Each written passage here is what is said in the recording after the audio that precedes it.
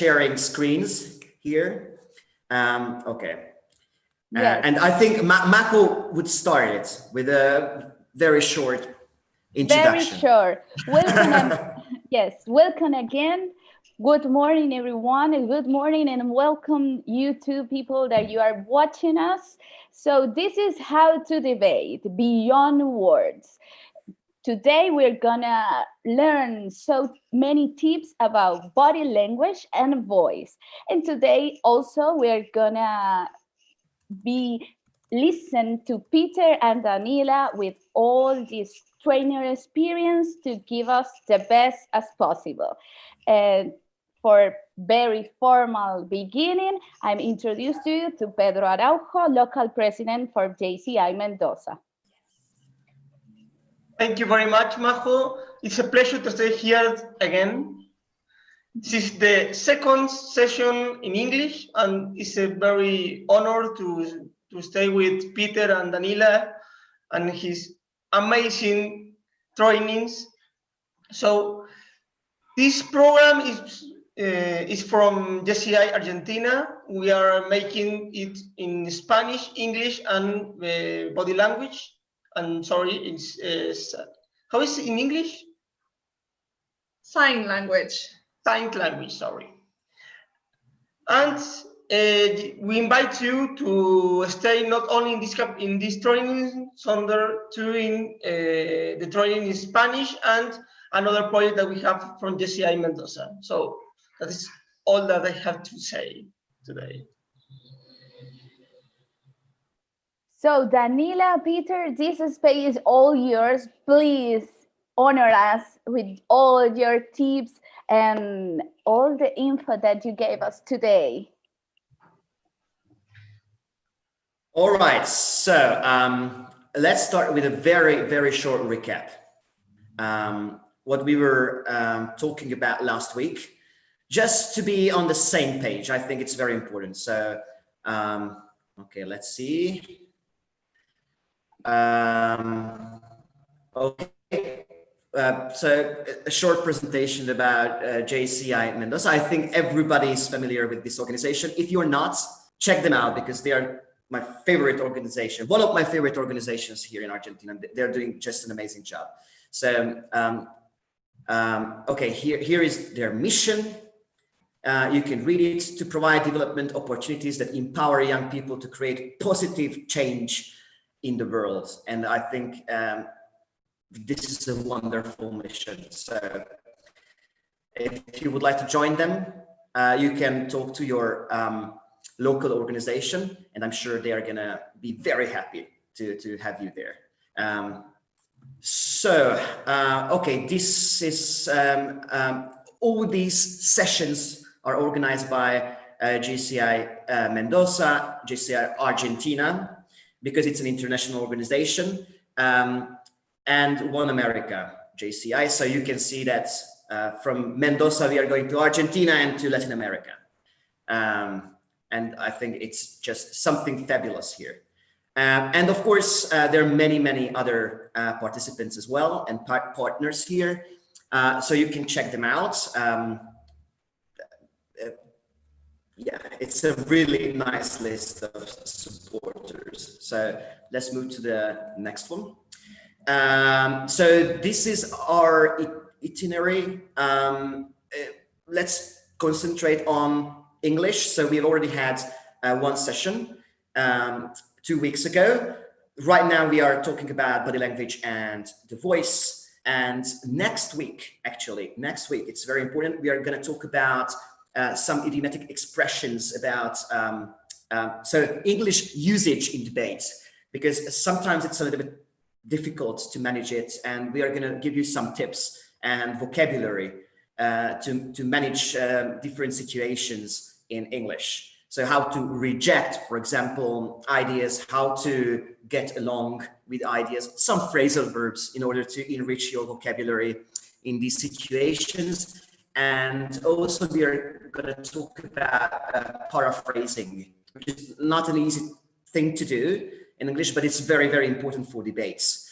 Okay, so these topics we are going to talk about next week, which is going to be, I think, also a fabulous workshop, especially because we are going to talk about vocabulary as well. So it is going to be something very, very useful for your English as well.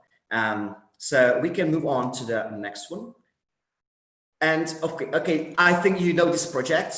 So if you don't know it, please check it out on JCI webpage. It's a fantastic project. You can find many, many information about it. And here we go.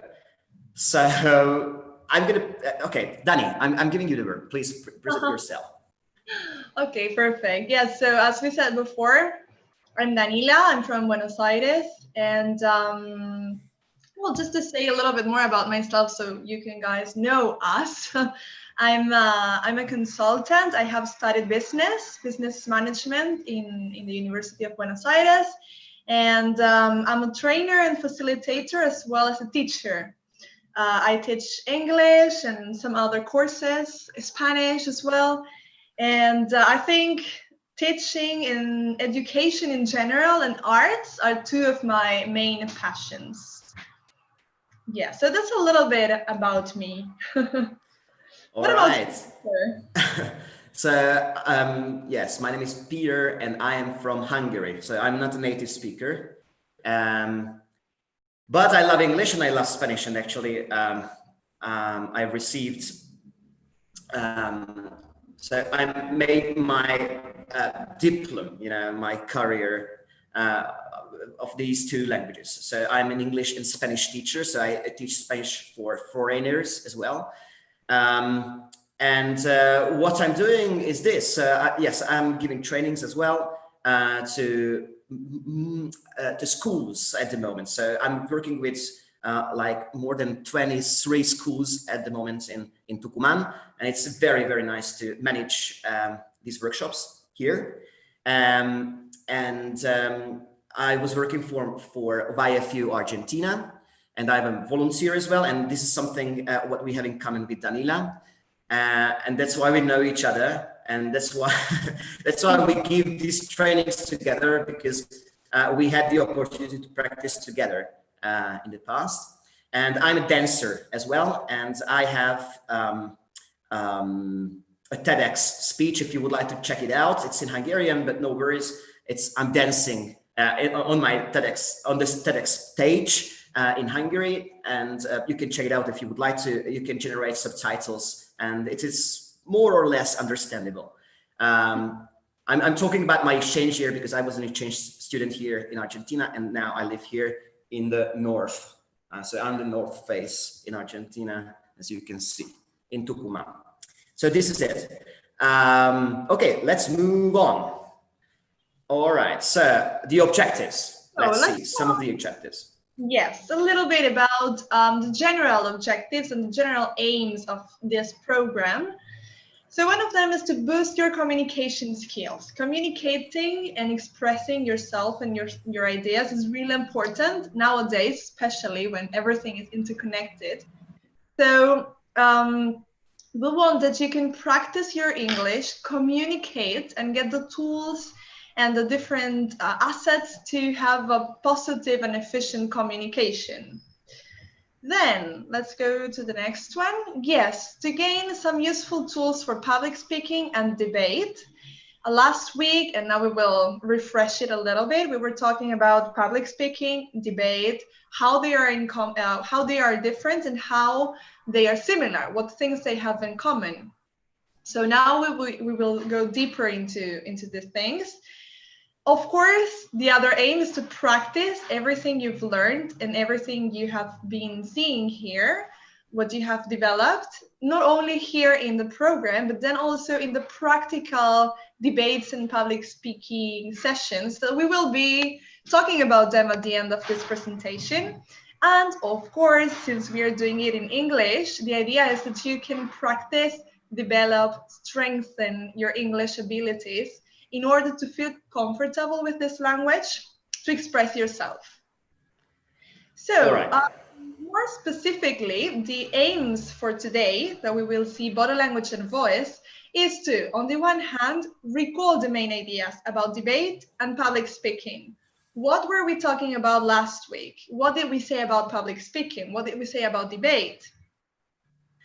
Then also to understand the power of the body, the power of body language and voice, and get some tools to build up your speech around this as well, to get them as main elements that will help you with your speech, with engaging the audience and all the other things that we talked about last week.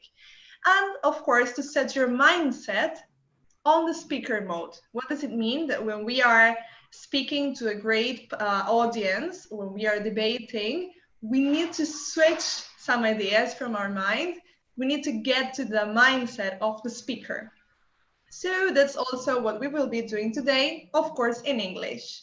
So you can practice your listening, you can practice your writing, and a little bit your speaking. So please feel free to write in the chat. We will be reading you. And yes, this is a great opportunity for you guys to get involved with the language. I like saying that languages are not to be learned, but they are to be lived and felt, you know? So this is the idea here, that we can get the English to a new level. Exactly. I think it's a great opportunity for you to use your language, but it is even better what we are going to do after this training, when we are going to start practicing everything what we are talking about today. And I think that is the most important part of this training. So of course, now we speak a lot and we explain you some things, but it's completely, so theory and practice are completely different. So we are inviting you now that please don't leave this training now, because the best part is just coming when you can put everything in practice. And I think that is the best of this training, that you are going to have a lot of opportunities to practice. And don't worry, we are going to explain you today how it works and everything. But first, let's talk about, or let's make a short recap. So what is debating? We were talking about this last week. Yeah, so I'll say 2 weeks ago. Sorry. Word enough. Let's write here in the chat, guys. What do you remember about debating? What are the ideas that you can recall about debating? So you can write here in the chat so we can read you. Just, you know, main ideas. Great. Express your ideas, Luciana says. Perfect. To express yourself, yes.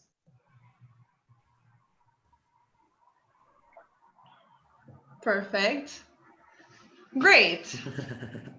Yes. What especially about debate were we talking about? How many people is needed? What happens during a debate?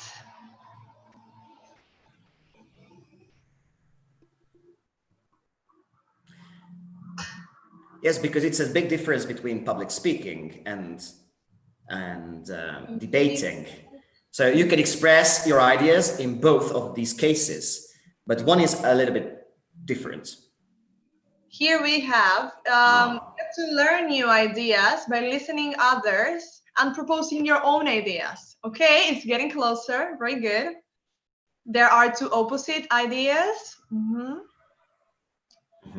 Pros and cons about a specific topic, exchange of ideas, 2 or more speakers. Okay, now we're talking. Now we have a better definition of debate. Very good. Very good, guys. Thank you. Thank you for the active chat. In debating, we listen and other ideas. Nice. And then we answer it, because I think this is the difficult part. Okay, you have to listen to the other very, very carefully and, you know, actively, we can say. So your active listening is very important during the debates, to understand everything and recognize all the details, because then you can answer well. Because if you misunderstand your debating partner, or your debating partner, it's not so nice. So it's very important to listen very carefully. Exactly, and observe. It's active listening and active observation to see around, you know, 360 degrees, what is going on. And perfect. So let's go to the next slide. All right. Really active group, exactly, to exchange ideas, having feedback. So you guys, I'm really happy because you remember quite well. A debate is a discussion with at least 2 people, you know, that they talk about one topic, the same topic, but from different perspectives. So it can be what you were saying about pros and cons, but about different perspectives of the same topic. So in order to expose these different and opposing ideas. So this is great. This was a great debate, maybe about what a debate is. And yes, I'm really happy. I'm really happy about it. So let's go now, yes, to what is public speaking. So we can do similar exercise about it. You can write in the chat. Exactly. And you can write down what is the difference. So you can go a little bit more specifically to what the difference is between public speaking and debate.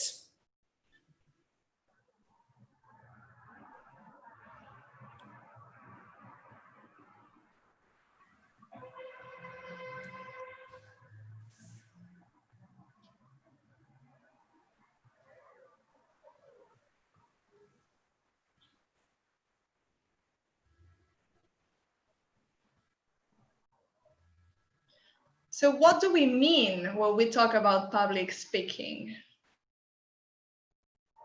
Very good. Right. It's also expressing yourself and your ideas, but there's only one speaker and the feedback is given by the public. Excellent. Communicate an idea to a group of people. In public speaking, you aim at a certain group, but just speaking by your own to them. Yes, usually you give a speech alone, but in some weird cases, you share the stage with other speakers. It's a little bit more difficult because then you have to organize yourself and you have to have a choreography, a very well-trained choreography. And it's also very interesting how to give a speech with a partner. It's very interesting. So yeah, it is like being an actor a little bit. So when I say this is my finishing line, and then you are the next speaker, and it's very interesting to see this connection on stage, expressing yourself in the public and trying to create a specific reaction on the public, where you can communicate your ideas in front of many people. Very good. I think to create a specific reaction or to have an impact, I would say. So you please only go on stage if you have something to say. It is not nice to go on stage and when you don't have anything to say, and people are gonna feel that, okay, but what are you talking about? So any new information here, any interesting point of view? So tell me something.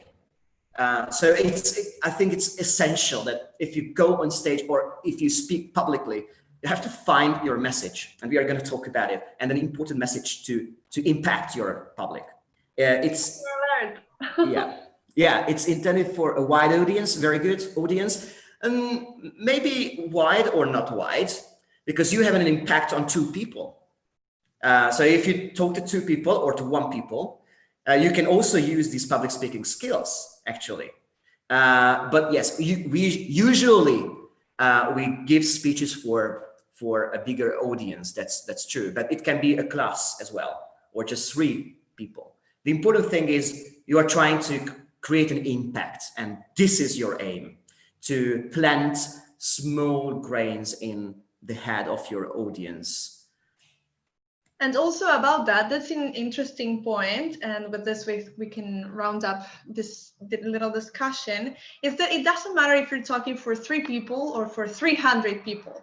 Your speech should be, equally qualified. Like it should be really, it should have the same quality if you're talking to 3 people or to 300 or 3,000.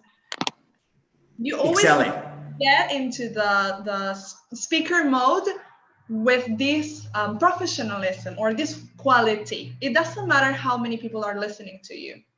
But what's matter is who is your public, so who is listening to you, and yes, it matters how much time do you have. So it's very important to know these details.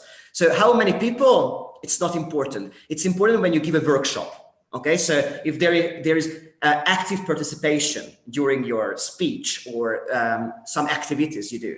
So in this case, it's very important, but if you're giving a speech, it is not important actually. So how many people are there? Not important. Who are they?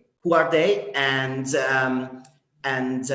how much time do you have? These are very, very important details actually. So, and of course the technical background as well. So do you have a microphone? Do you need a microphone or not? Do you need lights or not? Etc., etc. But very good. Okay, let's move on. So here you can read a short definition about public speaking. Public speaking, also called oratory or oration, is a process or act of performing a speech to a live audience. It's a live audience. It's very important. Okay. Of course, you can create a video, and there you can actually express yourself as well. But it's not what we call public speaking. Because the art of public speaking is that it is live, and this is the impact you have. So it has a different impact when you create a video or you listen to somebody live on stage or through Zoom. So it is exactly the same, not exactly, but yeah, it's something like that. Yeah, something like that. So public speaking is commonly understood as formal face-to-face speaking of a single person to a group of listeners. And this group can be 1, 2, 3, 300, 3,000, 40 million, because you can listen to a speech through television or through a radio as well. So it doesn't matter. Okay, very good. Can we move on? I think yes. Yeah, we can. Okay, so this is what we were talking about. So how important is how much time do you have? And Woodrow Wilson said this: if I am to speak 10 minutes, I need a week for preparation. If 15 minutes, 3 days. If half an hour, 2 days. If an hour, I'm ready now. So, if you have less time, you need more time for preparation. Why? Because you have to communicate your message, and that's very important. And when you have less time, you have to be very well prepared, because you can't speak about anything. You have to go straight to your message, and this is what we are going to discuss again a little bit later. So let's move on to the next one. I think you got this idea. How would you start to prepare for your speech? So this is, we were talking a little bit about last week. So let's do a brief refreshing of this. Let's move to the next one, please. Can you see it? Yes. No, I see the question. Because on my screen, there is the next. So maybe just a short time. Perfect. Now, yes. All right. Very good. So we were talking, do you remember we were talking about this tour guide analogy, right? As a speaker, we need to, get our people, our audience to show the city. So we will describe the idea we have, we will talk about it. So the people that we have in front of us can understand, can follow, and can be, paying attention to our words, to our idea, in order to get the impact of our speech. So we were also talking about, let's see the next one. I'm moving.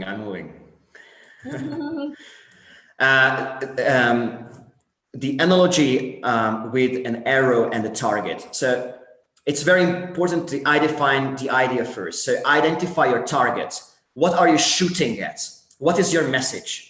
It's very important. So if you concentrate on this, you have to keep in mind that this is my message, and everything I tell to my public and the structure I build actually in order to express this message has to be targeting to that message. So first you identify the idea, and then you build a structure in a way that each element is somehow connected to your idea. So everything you say has to be connected to the idea somehow. And that's very important. So you don't have time to talk about, so to give too many examples, for example, or communicate several messages. So I always recommend you to communicate just one and only one message, and choose it wisely, because this message is going to be the impact on your public. So this is something very important we were talking about. And Perfect. let's see the next. And then we have some other elements that we were also mentioning now, and we were mentioning last week. So one thing is the context, and the other thing is the audience. So some questions that we can ask ourselves in order to get the speaker mode on is, okay, what is our context? Who are we talking with? Who are we talking to? These are really important questions for you to plan this idea, for you to get the better structure for it.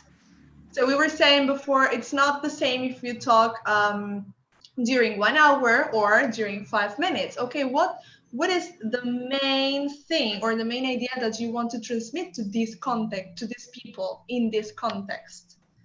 And then also the other key issue is our friend, the attention. It's really easy to lose it and really hard to get it. So in this process of engaging the audience and understanding, not understanding, but earning the audience attention, it's really good to take some risks, be creative, be imaginative. We saw some tools that we can have, like storytelling. We were talking about, these questions or this impact data. So these are really important things in order to not only earn, but also keep the audience attention in your words. And Exactly. then another element that we and just one thing to add from a point of view of debating, that this is why it's very important to be prepared. So prepare some surprising arguments. So prepare some data, prepare some quotes from different people, prepare some really well-constructed arguments, because this is the way how you can actually win a debate, to giving very, very good reason to the public to say, okay, oh, look at this. Oh, wow, that's a surprising. I didn't know about that. So this is think big and take risks. So prepare yourself always, especially for public speaking, but also for debate. And preparing for debate is a little bit more difficult because you have to prepare for the counter arguments as well. So you have to prepare for, okay, if I say that, what they would, how they would react to this. If I say this, what would be the answer? Okay, so I think it's also very interesting because you have to look at both sides, and it gives you a very, very nice perspective of the topic, what you're talking about. Very good. Okay, and now we are moving on, and I think that was very interesting what we showed you. Can you see it? I think now you can see it. Yes, we cannot see yet the lists, but we can see the image. Oh, all right, very good. So I'm adding the elements right now. Yeah. All right. Now we do. Very good. All right.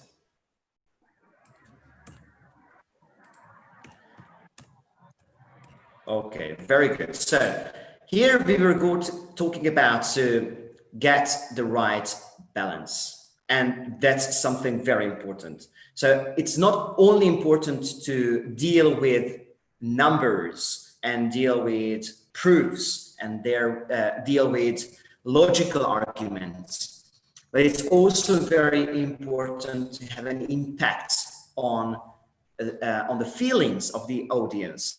So you can use personal stories. You can use and show one case from another perspective, from a personal perspective. And it is very powerful how you describe a topic and what words do you use to describe a topic. And you can have a huge impact on people feeling.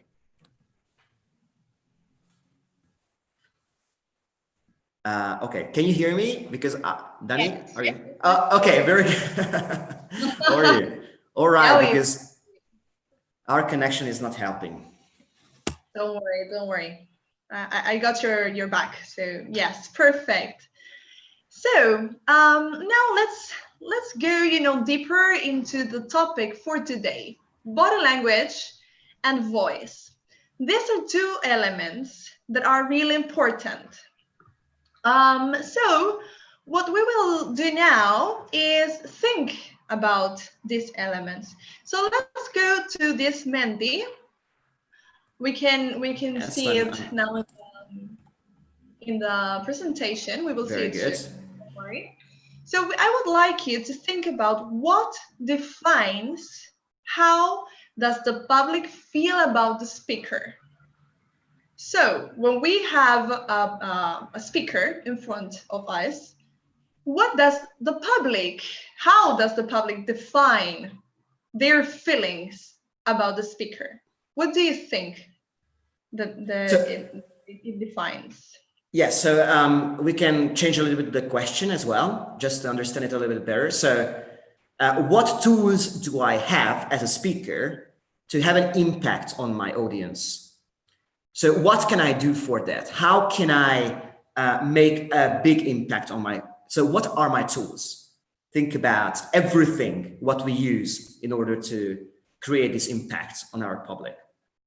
Exactly, and you can use some of the things that we've been, going through in this sessions. We said some things, and I'm sure that you said also some things in the chat. So go ahead here to the Menti with the code 2552853, and yes, we want to read you. Exactly.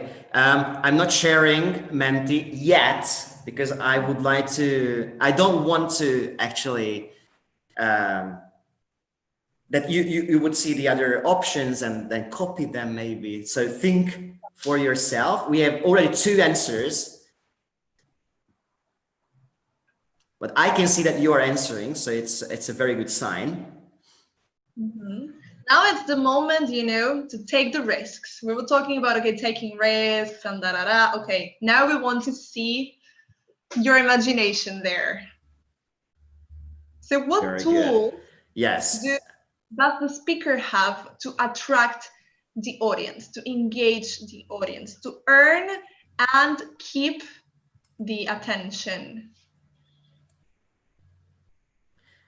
We already have 4 answers from 4 people. Okay, many answers from 4 people. 5, very good. Very good. It is working today. It's fantastic, isn't it, Danila? It's like, oh my God.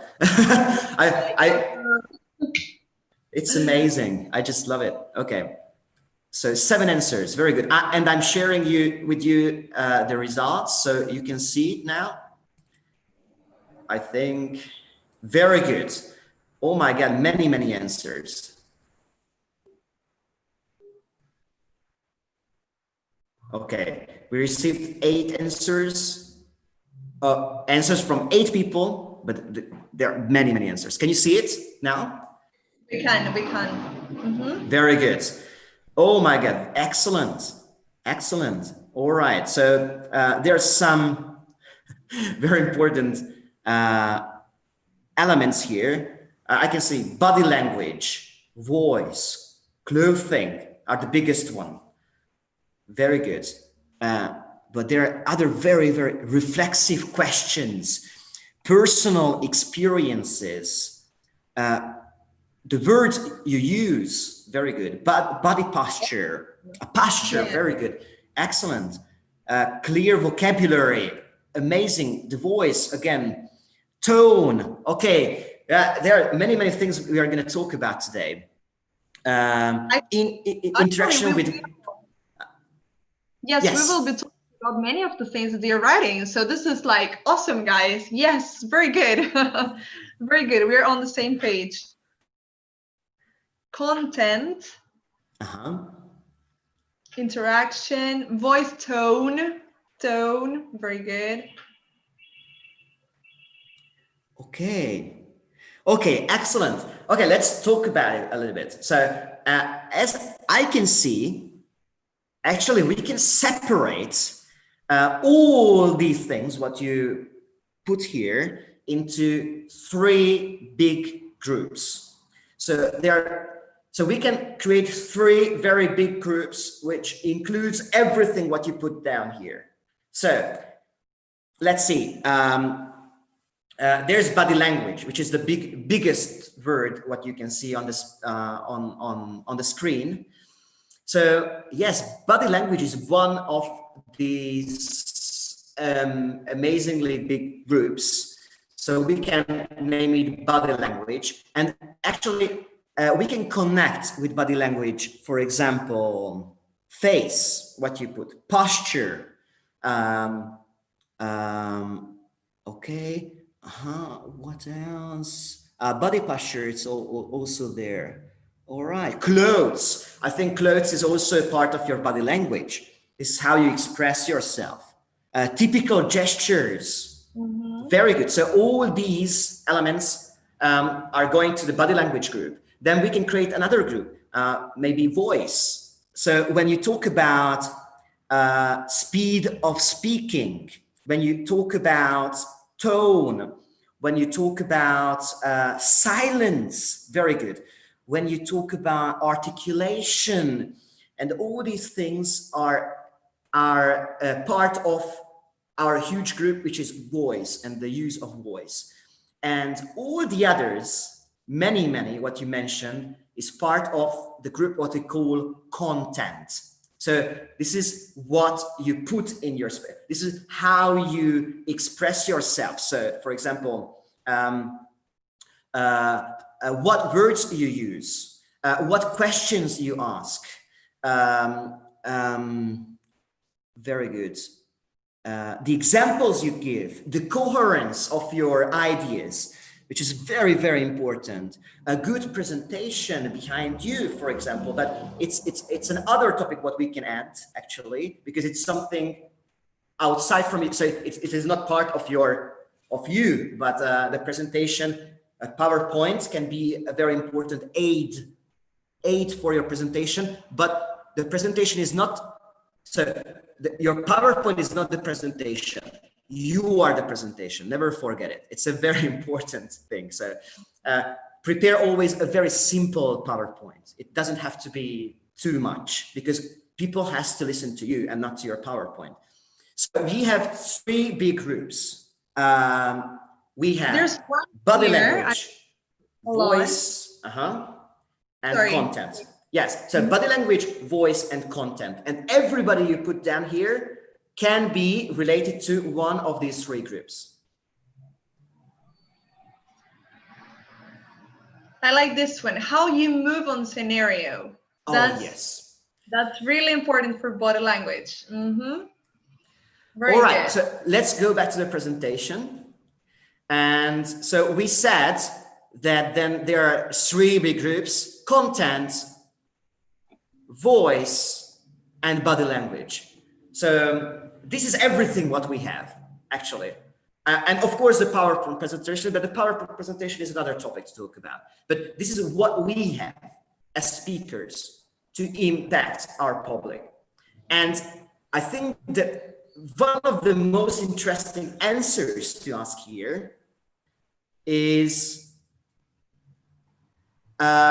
how can you put in order these three elements according to the impact you think they have? So for example, so what is the most important impact? So body language is the biggest impact, or maybe your content. So how you create your speech, what words do you use? Or maybe your voice, how you use silence, how you, what tone you use, how you express your passion, etc., etc. So I'm going back again to Menti. So I'm changing here the slide to the next one. And now you can see the three elements here: content, voice, and body language. And you can divide the 100%, which is your impact to your public, 100%, and divide this 100% into between these three elements. So what do you think? What impact content has, voice has, body language, which is the most important one, which is the less important?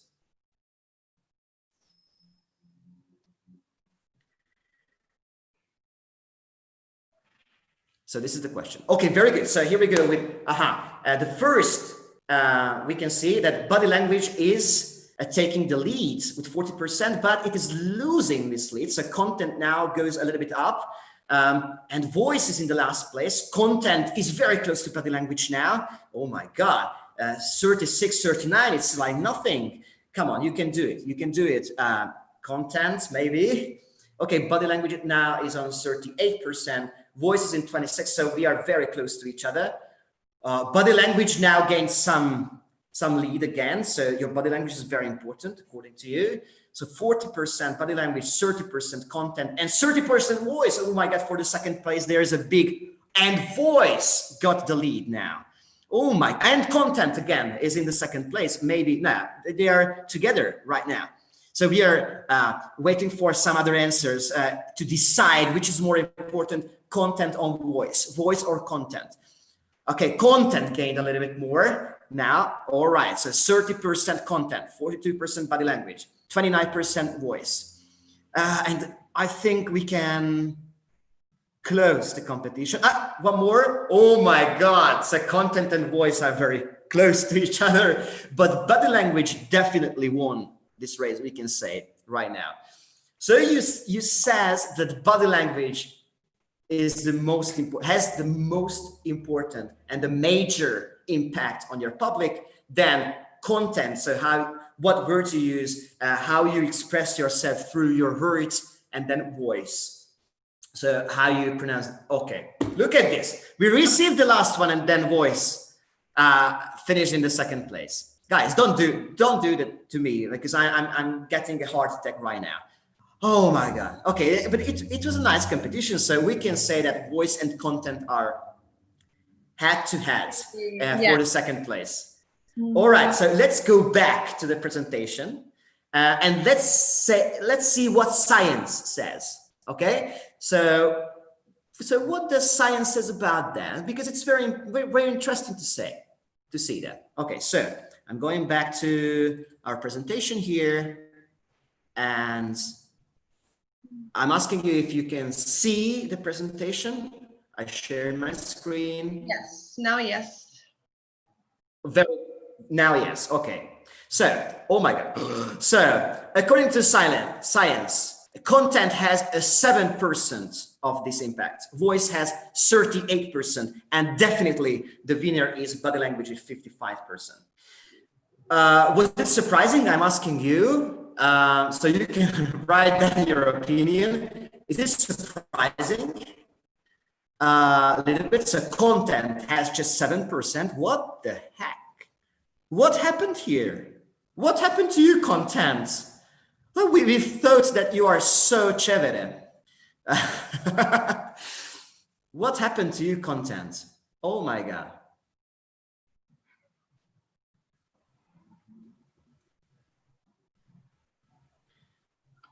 So write down your opinion about this. Can you agree with scientists, or you don't agree? Are you surprised or not surprised? That's terrifying to me, this. I like that answer. Yes, I really like that answer. Yes, it's very interesting. Of course, if you give a speech on radio, then imagine how important your voice become, for example, because I think it gets all the credit for body language as well.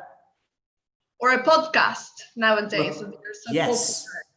So that's a little bit different as well. But let's focus on this live or Zoom presentations where you have the audience, when you have when you are the speaker or when you are debating. Some here, Lujan says, well, I agree. Voice and body language are super important, but it's so scary. I know it can be, but we try to make them our friends, not our enemies. It doesn't matter how good your content is if you don't know how to make it reach properly your public.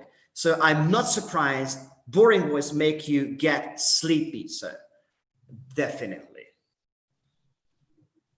This makes such more difficult to have a good oratory. Oh my God, I can't agree more. I can't agree more. It's very important. Yes. Yes. Very good. All right. So, okay, Mariluz, because following what you said before, you are the presentation. What you are saying can have an impact, but sometimes the image you create in people, it is bigger. I can totally agree. And if you, for example, watch my TED Talk on YouTube, you're going to see that you don't even need my voice. I'm just giving you some spoilers, but you don't even have to understand what I'm talking about in Hungarian. You just watch the presentation and it is going to be interesting. So you can use this in a very conscious way, actually, if you would like to give an impactful presentation. Very, very good. So I think it should be 50 and 50. All right. And then we can go for a debate. What do you think, Danila? And my question would be, but before that, I would like to share this. I think it's Zaida's comment. I think it's super important to connect with the public to send a message in a correct form. Good orators can do anything. I mean, everything is important. Yes, but we can go for a debate. What do you think? Why is this? Why is body language and voice get all the credit or the biggest part of the credit, and content is not so interesting? And now we are getting into a psychological field, which is my favorite field. Talking about yesterday, before when we started the training, we were saying, yeah, because sharing with your co-trainer is really enriching. This is what we were debating about. So it's great that we can have it here. We will talk a little bit about this, but it all depends on the aim that you have, as we said before. And the most important thing is that, ladies and gentlemen, our brain is designed to have a conscious part and an unconscious part. So what we're asking here goes more to one of these ones. We will soon debate which one, but we're not asking you guys what is the most important one in terms of importance. When we plan our speech, our presentation, of course, we need to pay the same attention to the three of them. We need to pay attention to our body language. We need to pay attention to our content and to how we will use our voice. However, this question targets another issue, targets another part, which is what is the audience feeling, or what is the audience getting from these conscious and deliberate decisions that we make as speakers when we switch the speaker mode on. That's why it's so important, because it's not the same to be talking like this. You won't be following me if I'm all the time doing this, or if I am all the time speaking like this. We will see now the difference, but it's not the same. So this goes more to the to the unconscious part of our lovely brains. Exactly. And we know that unconscious, the unconscious messages are more impactful than conscious messages. Think about marketing. Marketing is all about your unconscious and actually using your unconscious against you. So in marketing, you have to repeat the message so many times that then you're gonna be very familiar with one product. So when you go to a store and you see 1,000 different products there, you're gonna choose the one you feel like, oh, I know this product, I know these colors. Oh my God, it is like my father for me. So this product is living with us. I have a connection because I can see it all the time on television, on YouTube. For example, I can feel that Kalle Anders, I don't know if you've ever seen him on YouTube, offering his language courses, is my best friend because shit, I'm looking and I'm listening to him all the time. Because, okay, I don't know if you know that guy, but he's really annoying now. So he's one of our family member, but we hate him. So because he's too much. But while you're repeat the message so many times, and you show the logo and the colors, and you connect these with feelings. This is how you can have an impact on you, and the biggest impact. Not explaining that this product is better because it has this component, and this component scientifically makes this to you. No, because this product is gonna make you feel good, and you're gonna be in harmony. For example, marketing specialists connect coffee with harmony. What? Coffee is not about harmony. Coffee is about to get more power and go and have to wake you up, not in harmony. It's the contrary thoughts, and they sell you coffee with harmony, and you feel like it's harmony for no. Okay, so this is it. So we have some important messages going back to the body language. Saida says, because body language is the first way to speak with the world we have learned. I really like that. Body language communicates a lot. And then, you know what? Ariadna builds up on this comment, and she says that people judge you before hearing what you have to say. So they already have made up their minds once you are on stage. And it's true. Mm-hmm. Or think about homeless people. It's a very, of course, a very radical example. But think about them. Of course, you judge them, and they don't even have the opportunity to express themselves. But yes, very good. Very good. Okay, so let's see. So body language has a huge impact. A huge impact. So let's talk about body language a little bit. Or Danny, do you have anything else to add here? No, I have some comments. I will just finish reading them. So very good. All right. You can round up on this idea. Emmanuel says you can make your ideas more believable while having a good body language. And then Ivana says, because the way someone speaks and moves while speaking impacts not only in how the message is delivered, but also in how you feel about it.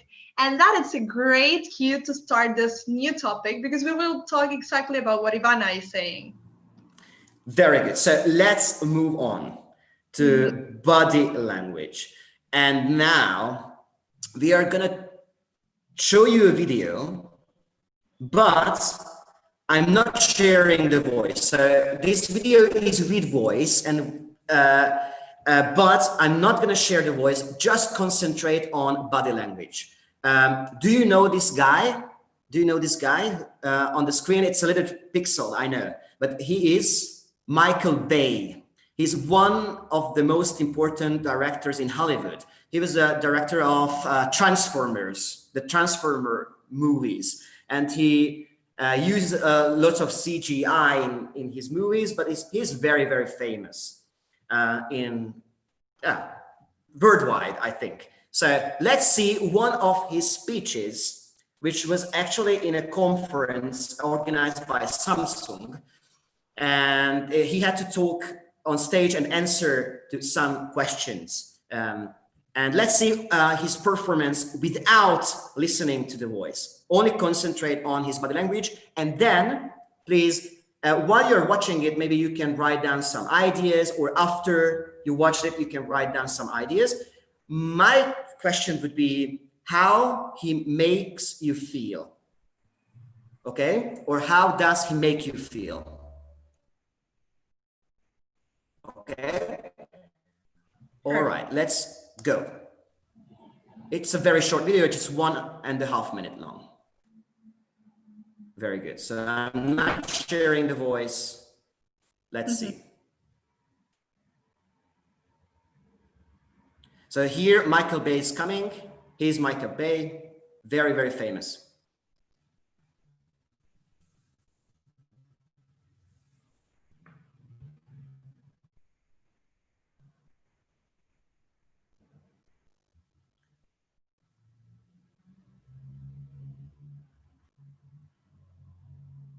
Okay, wait for it.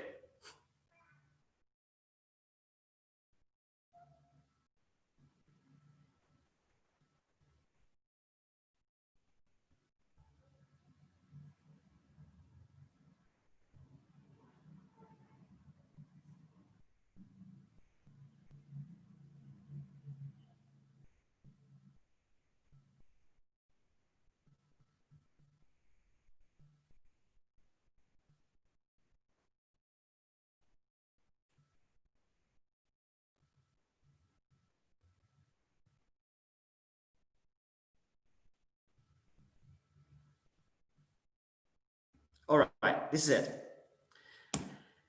All right. I don't know. You can write down your opinion. What do you think? So how did Michael Bay made you feel? He seems very confident. All right. The first.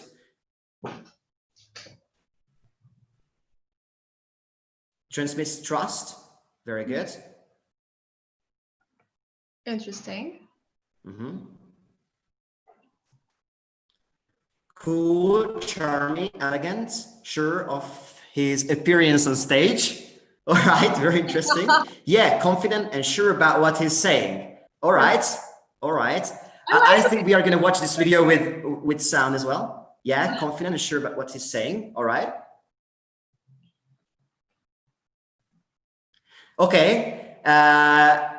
Okay, let's watch this video with sound, because it is getting very. The video was a bit skippy to me, yes, but I'd say he was very shy. All right. Okay, it's another interpretation. So Adriana is going for shy. And nervous. And nervous. Oh, yes. I can go along. Okay, Lucan says, I also felt him kind of nervous.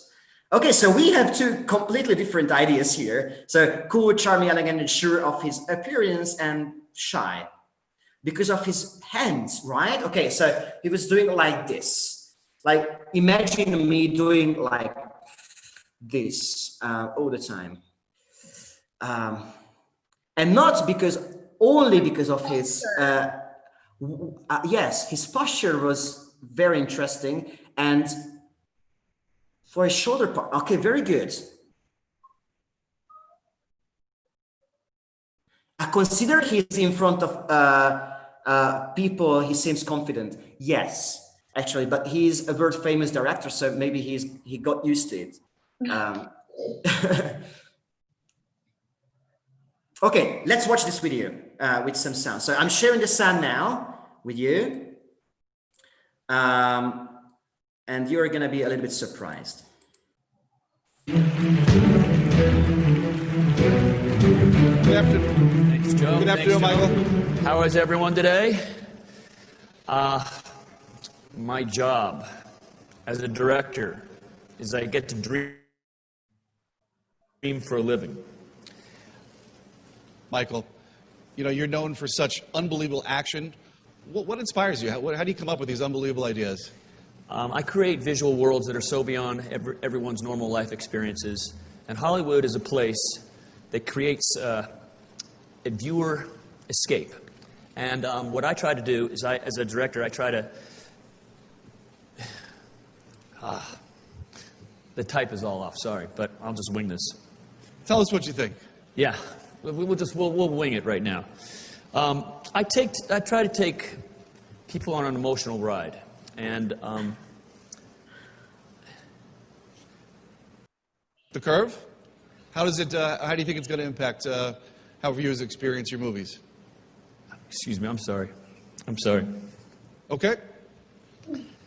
Ladies and gentlemen, let's thank Michael Bay for joining us. So that was an emotional ride, guys. That was an emotional ride, I think. So what he's talking about, actually, he did it. Maybe with a negative.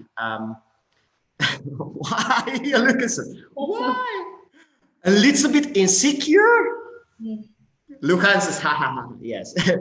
You can hear the exact moment he loses his confidence. His voice cracks.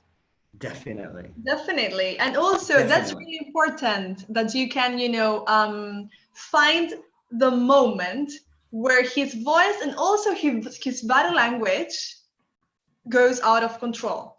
He completely loses. He goes like, he's trembling around the scenario. His voice is cracking. And Ramiro says, it's very interesting. It seems like he planned his acting. Hi, Ramiro. It's nice to see you here. So he planned his acting. Maybe he wanted people to talk about him, because I think for 3 days, everybody was talking about this performance in the United States.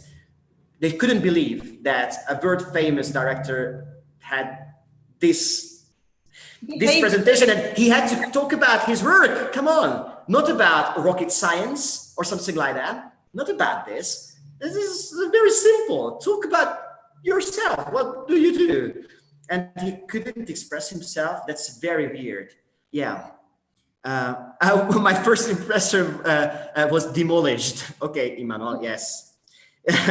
He was not even looking at the audience, just reading a text. There's a huge difference when you just see him and then when you can listen to him. And yes, and voice is very important. Can you see how important voice is? We will talk about it. Yes. All right. Want to know what really happened? You would never know that. You can watch some videos on it. Actually, he explains it after this, what happened. You can accept his explanation or not. So you can put on YouTube, Michael Bay, bad performance explanation, and he explains it, everything. All right, very good. Let's move on to the next image. Okay, guys, here you can see a presidential debate between Kennedy and Nixon.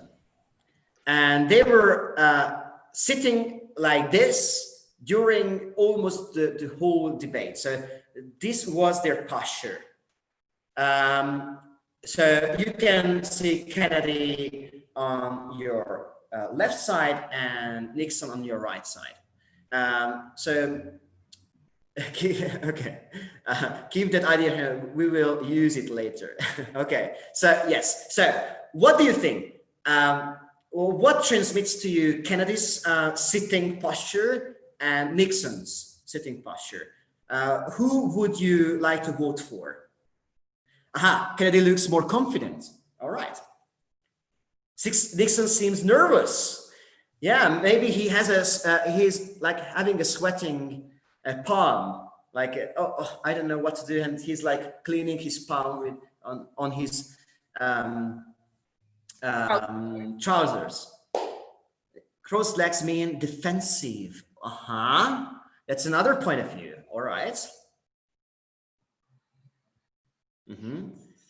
Crossed legs mean defensive. All right. Very, very interesting. Kennedy seems a statue. I like that. Exactly, or not? Yeah, you're right. He's like a statue. But he's confident. We can see. Non-friend. Kennedy is willing to answer anything. Kennedy more passive and Nixon more active and ready to go. It's look at his, very good. Look at his legs and like, okay, I can go out anytime. So maybe I'm losing a little bit this debate here. And Nixon seems disordered. I think the crossed legs mean he's confident enough to be relaxed. I can go along with that a lot. Yes, very good, very good. It looks like he knows what he's going to talk about. Excellent. Okay, very good. But these are impressions. So actually, we can't discuss with your feelings. This is a very important. If you talk to people, you don't discuss feelings. So these are the feelings they transmit to you, and so you can decide now who to vote for only by looking at them. So very good. So we had some expressions here. Okay, let's move to the next image. All right. So here we have also a different kind of debate. Very good. What can we see in this picture? How can you describe this picture? How can you describe the participants? Maybe we can call from the left to the right. We can call 1, 2, 3, and 4. Politicians, very good. So we have 4 politicians. So you can talk about person 1, person 2, person 3, or person 4. They are discussing. Very good. They also seem quite and involved. All of them, all 3 of them. Who is the most active and involved? Person 1, person 2, person 3, or person 4? Here, Geronimo says the second person is active and aggressive in that moment. That he's being active and aggressive.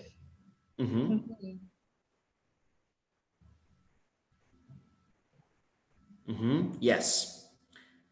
Very good.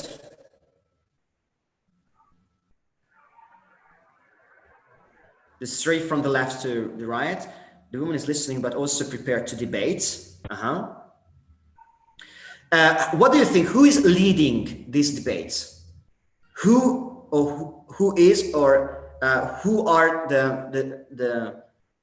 from the debaters who leads these debates? The woman is about to attack. Number 2, very good. Number 2 leads the debate. The third looks more relaxed and calm.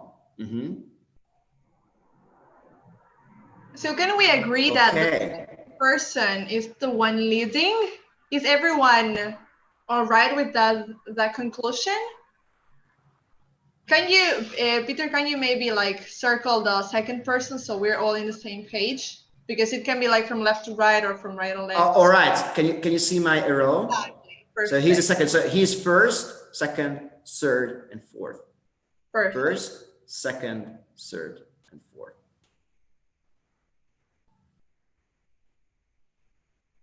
The first one from the left to right, maybe he's listening to them. Yes, he's definitely. But he takes a side. Can you see that he steps one step back in order to give place to this heated debate between those two? Actually, the woman in the right, she's trying to add something, but actually she's just maybe. She doesn't agree with her body language.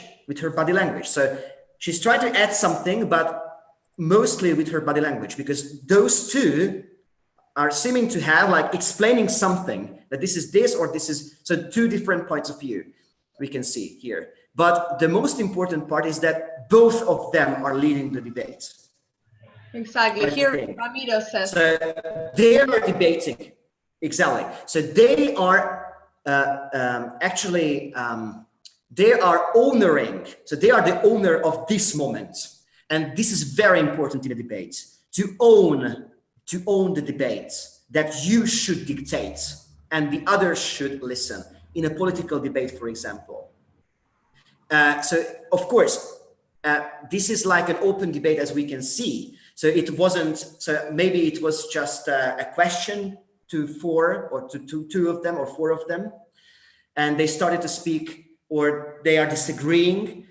Usually in a debate, we separate first the participants. So the first has time to speak, the second has 2 minutes or 3 minutes to speak, the third one and the fourth one. So they have their time and the others can't interrupt them, but they have their own place to express themselves. But there are moments when there is an open debate, and I think this is the most interesting part of presidential debates, when they are just debating and they're interrupting themselves between each other, and they express their ideas in not a calm way, but here what we can see is a very interesting moment of speaking together, speaking at the same time, which is not what we are used to in a debate, especially not in the UK. But okay, it's something very interesting, I think. So two of them are speaking at the same time, and in a debate so the organizers are trying not to allow these situations, but these are the most interesting situations, I think. So so debating is very interesting. Two middle guys speak at the same time shows tries to lead the debate. Yes, very good. Okay, so we can analyze this picture for hours, but let's move to the next one. So the gestures are telling a lot, and you are gonna love this. So let's talk a little bit about smile. So you can see here a fake smile and a real or true smile. What do you think? So we have the left, sorry, and the right. So in the left, you can see 1 and 2, or the first and the second, or the left and the right. So which one is, what do you think? Which one is a fake smile and which one is a real smile? We also call the fake smiles a social smile. Casual in the left, okay. The first one is the fake. How do you know that? Put down also, how could you know that? Left one looks more natural. The right one is the real one. The first one seems natural. The second one seems funnified and forced. You can notice on the eyes. The right one, it's like forced. The right one is, agree on the right being the real one. Okay, we have some debate here, so yes. It's interesting. Yes, we do. The eyes and the width of the smile makes a big difference. And actually, this is the question. How do you smile? Do you smile with your mouth only? Because Adriana says that the eyes and the width. I agree with Adriana. Okay, now look at me. Look at my face. Look at my face. Look at my face. What is the difference between this smile and this smile? What is the difference? So is it a real smile? What emotions am I sending to you with this smile? It's like a crazy face when he's a fake. Exactly. Yes, it's like crazy. It's like crazy. Why? Because when you are communicating with your body language, it's very important to communicate everything. So a smile actually can make you feel terrible and can make you make you feel like, oh my God, who is this crazy guy? But he says that, but he's smiling. Come on. Smiling is nice, but not exactly, because you don't know why. So of course you unconsciously decodify my smile, this smile, and your brain said that this guy is crazy. Do you know why am I look crazy? Face muscles. Yeah, it's creepy. Face muscles tell a lot. So actually you are not only smiling with your mouth, but your whole face, and especially with this part of your next to your eyes. So it's very interesting, the signs you are sending through your body language. You don't know why, because it's unconscious. So you are sending unconscious messages to your audience. And if you don't send a full sign, they're going to say that, oh, something is missing. So your brain is going to say, something is missing here. Oh my God, something is not quite good with this person. So Peter is going crazy. I don't know exactly why, but I feel like this. So this is to be unconscious. And now that I explained to you, now, of course, you can make the unconscious conscious, and you can manage your smile, consciously. But I can definitely agree that the first image on the left is a social smile. So we can't see here anything, any changes. And the right and the second one is a real smile. It's a deeper smile. And actually she's like surprised. So this is how she looks when she looks at somebody who she hasn't seen for ages, maybe.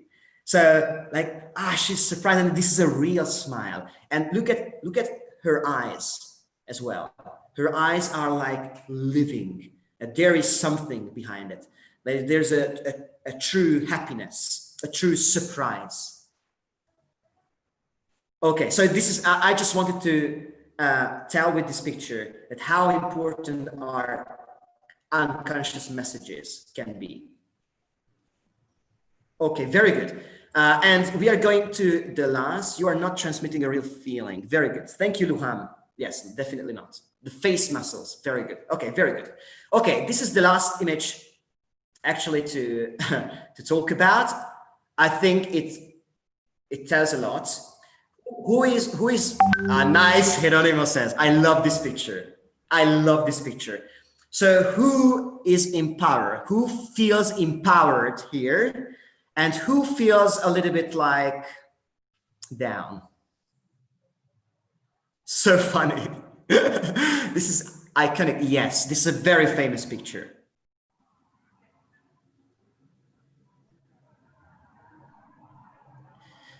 So who is in power here?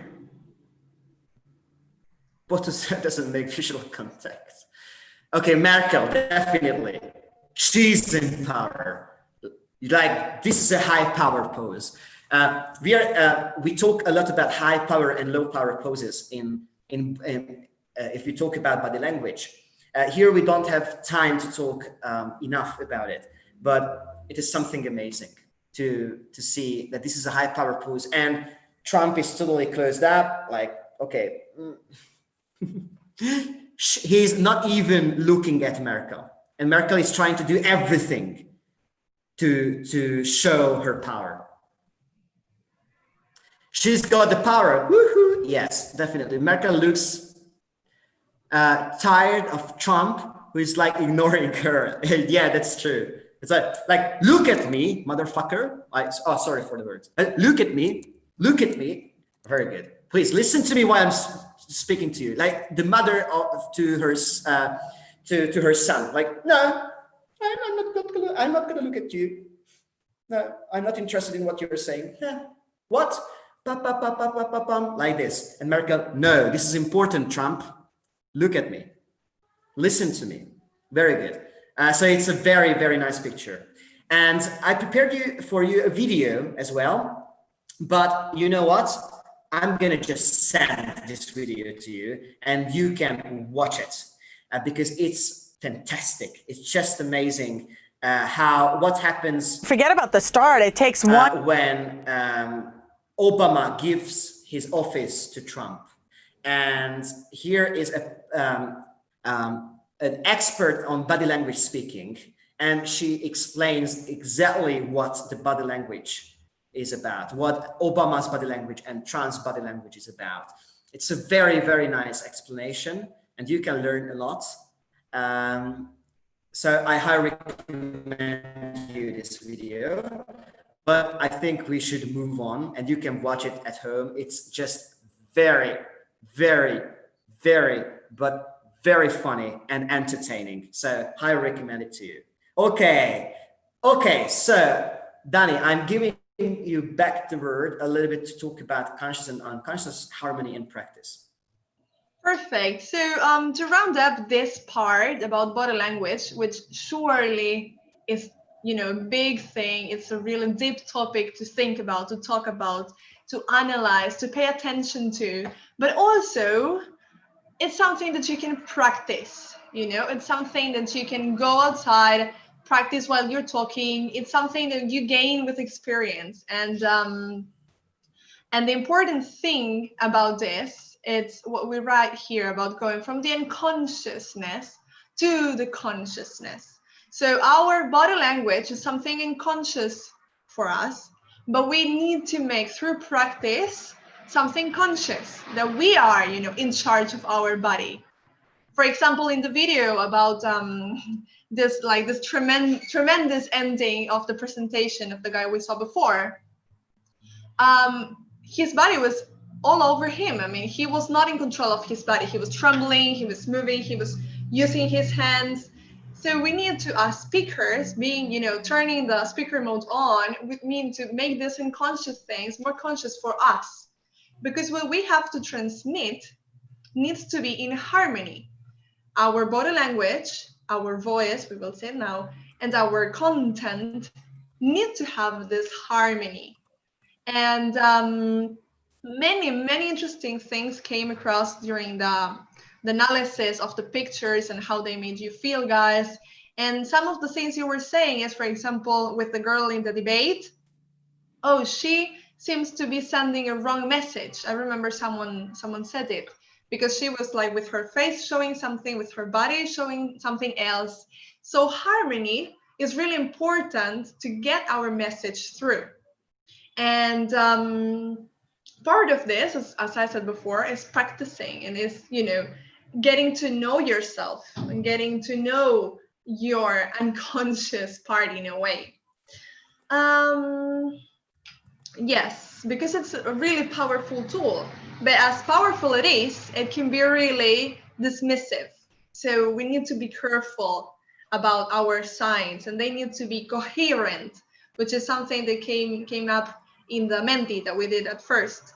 There needs to be a coherence, between everything. I know it's hard, I know it sounds difficult, but we will get it. We will get there. And you guys you have an awesome opportunity to put all this in practice. So then there you will see, okay, how do I make all this sound as a whole and not as something different? Okay, my hands, my smile, my voice, and my content. Exactly. All right. So it's very important what Daniela is talking about. Okay, so the voice.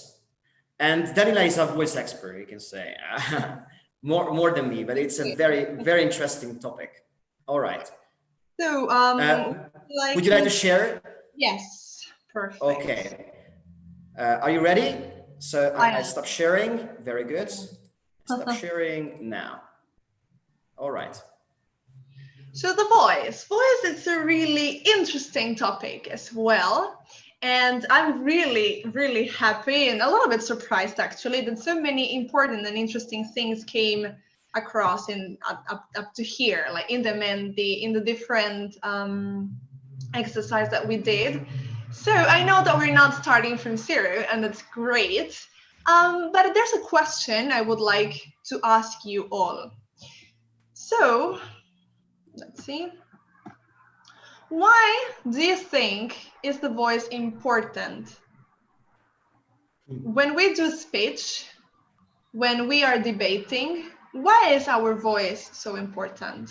What do you think?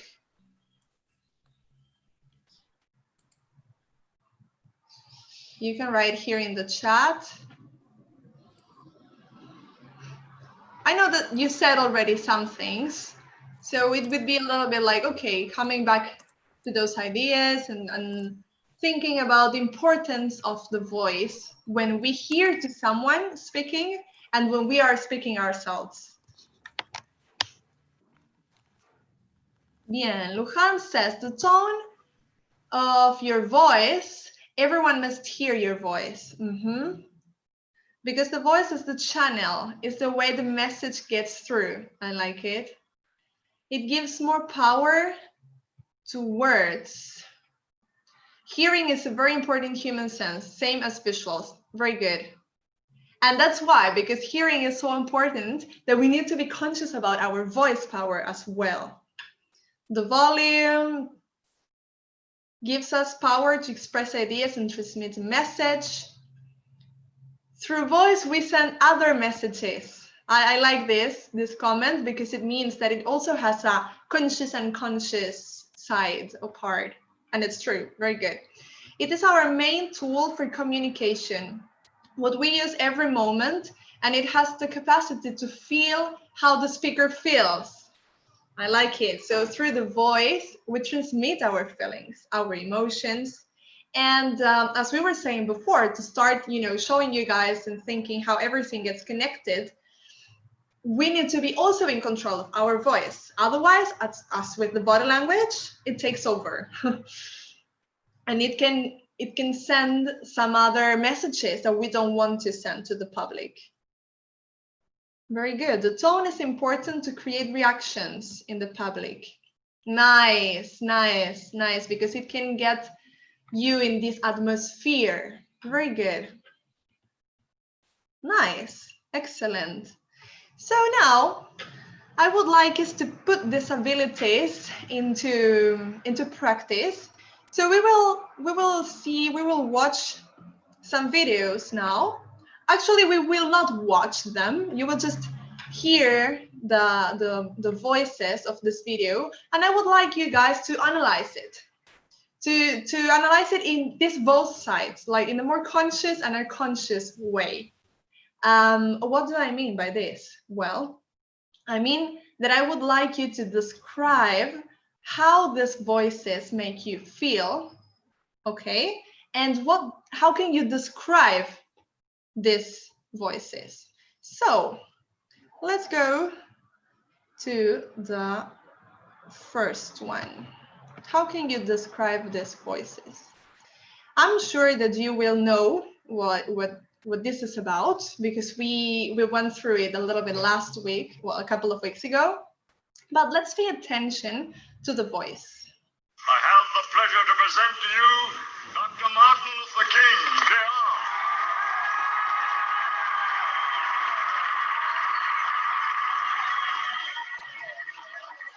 I am happy to join with you today in what will go down in history as the greatest demonstration for freedom in the history of our nation.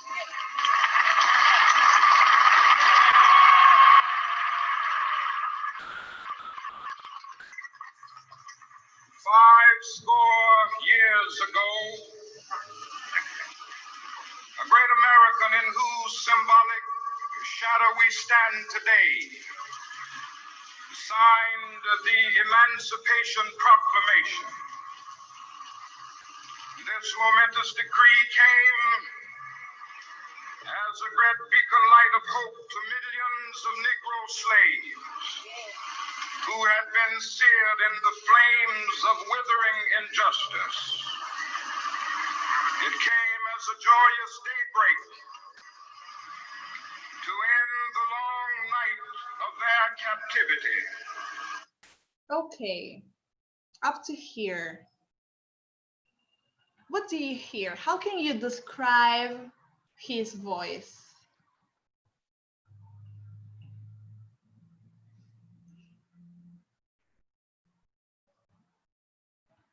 Powerful, says Lujan.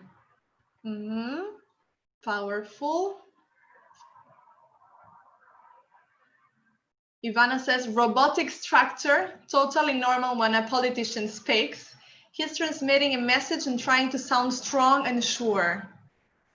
It's the best pitch ever. Martin Luther King has such an ability to communicate. Exactly. We're listening to the same speech that we saw last week about Martin Luther King, no? Right? Do you remember the title of this speech? It sounds convincing. I have a dream, exactly. A political speech that looks for the public approval and cheerful answers. With the pauses and intonation, he reached it. Nice. We have, I like this comment. We have an objective, an aim, okay, to find this kind of approval or cheerful answers, and the way that he conquered it. The pauses, the silence, and the intonation. Very good. Very good. Great. So now I would like us to listen to another speech, and we will do the same analysis and the same exercise. So how does this girl that we will listen to now makes you feel?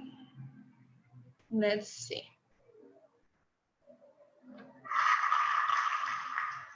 Hello.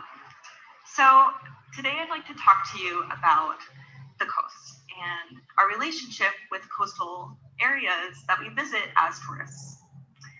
So yes, this means soft sandy beaches and scenic jagged cliffs and the escape from our daily lives that coasts often represent to us. But there's a problem here, right?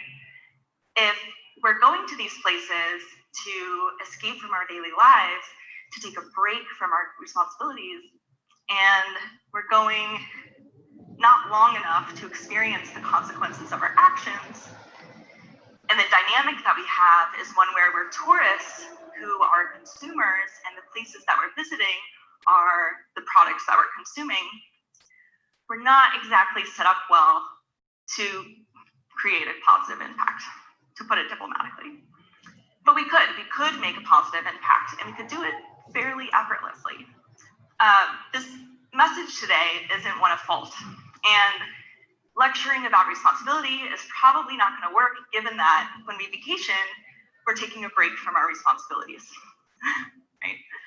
So instead, I propose that we just tweak our perspective a bit, and we just think about ourselves as visitors when we go to these places, and start to think about ways that we can participate in something that I like to call smart tourism. Great. Perfect. She's almost crying. She's letting too much air through. Her voice is breaking, like losing. She's nervous. All of you guys are right.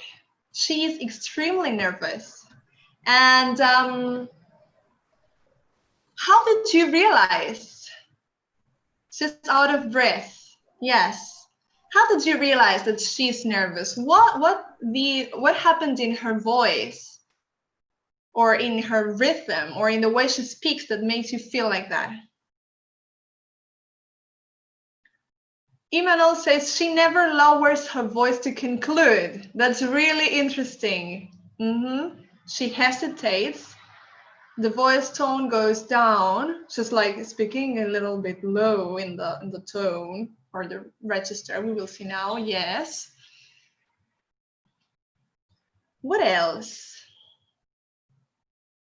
She says a lot of times. The vibrations of her voice. Nice.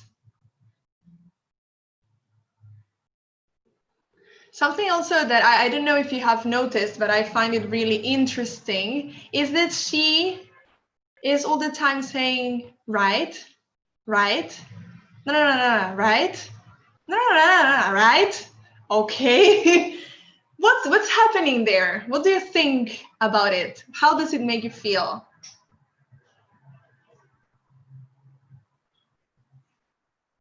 She wasn't fluent and the tone was the same all along. Seemed to be trembling because of her voice. I like that because it's connecting body language with the voice.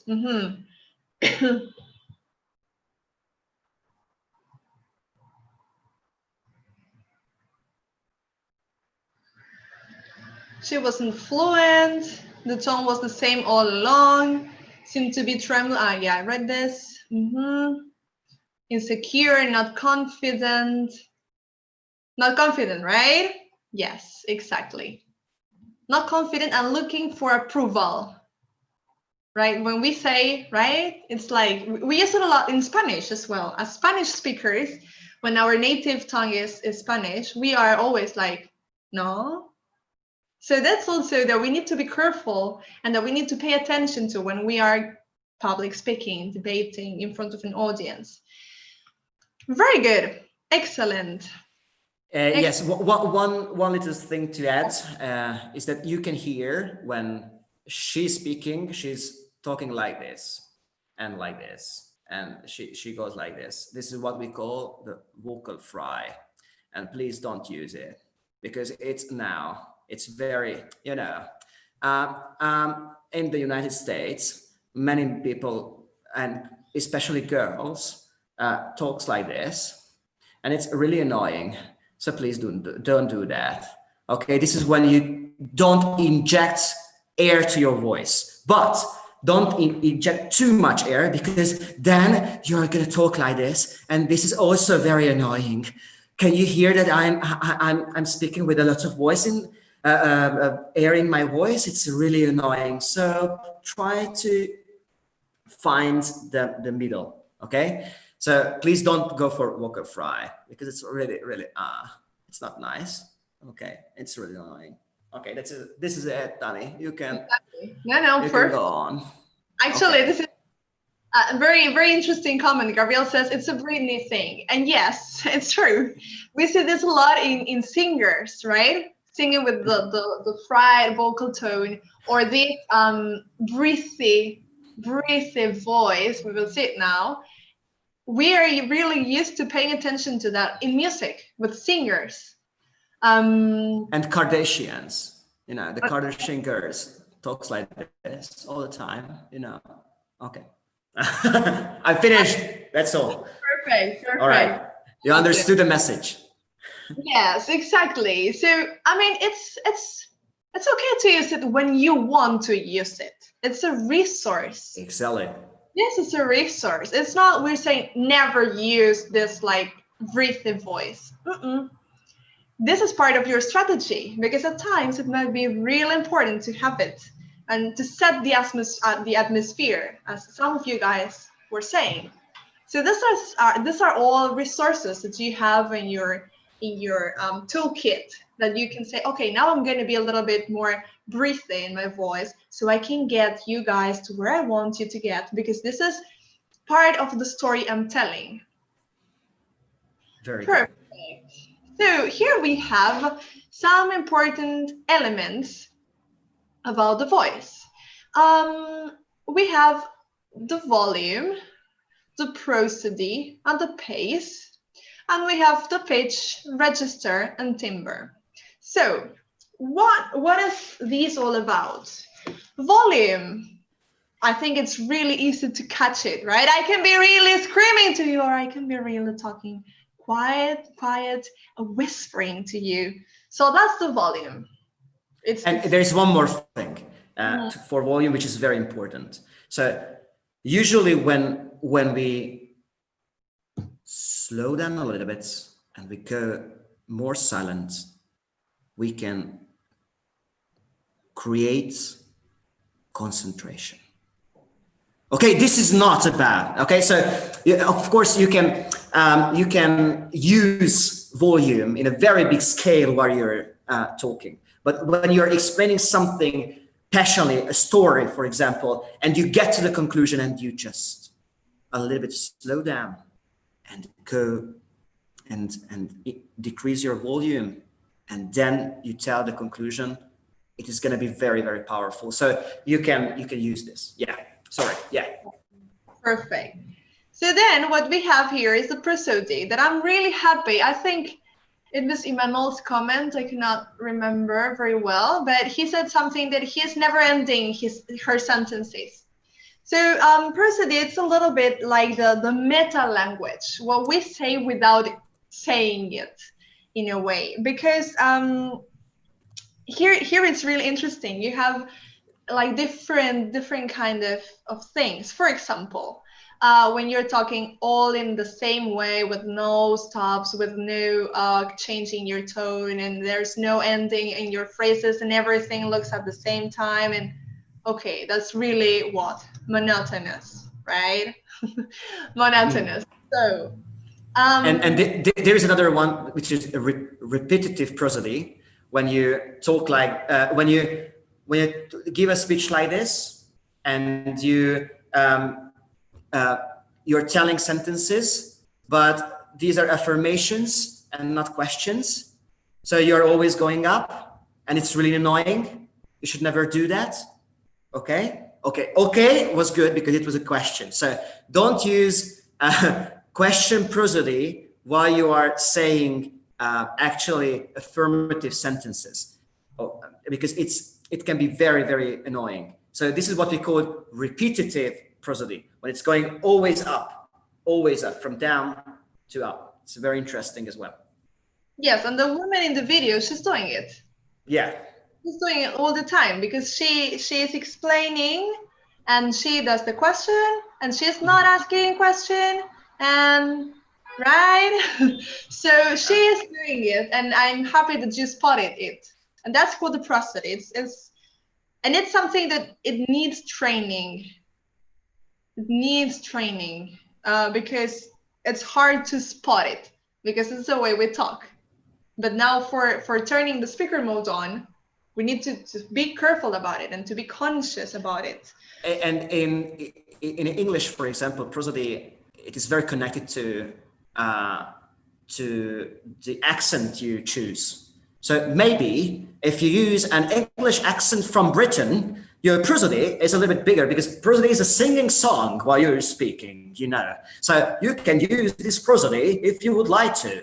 So you go up and down all the time, like British people do, and you can listen to The Crown, for example, one of my favorite series, and you can see how they manage this prosody.